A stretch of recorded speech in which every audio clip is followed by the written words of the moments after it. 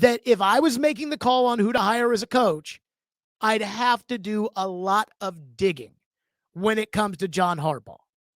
Now, that said, I'm not sure John Harbaugh would pick the Titans.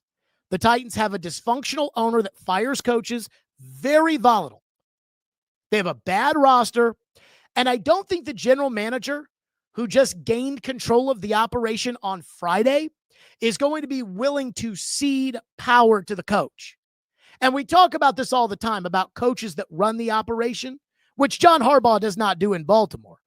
But John Harbaugh has earned the right that if he's going to take your shit job, you better let John Harbaugh do what he wants.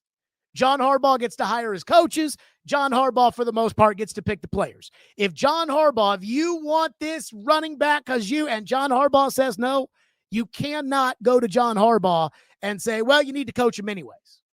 And I don't think Mike Borgonzi wants that out of his coach. I think Mike Borgonzi wants his coach to say, I'll coach whoever you tell me to coach.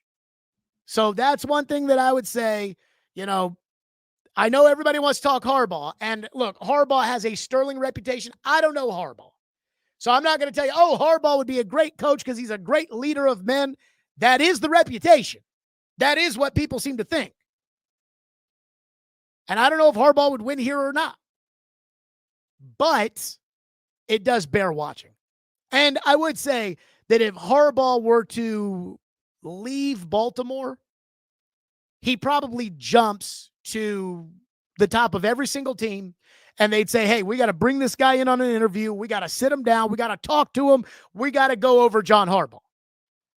And maybe there's a team out there that would give John Harbaugh total control and would say, hey, the general manager works for you. I don't think that'd be the Titans.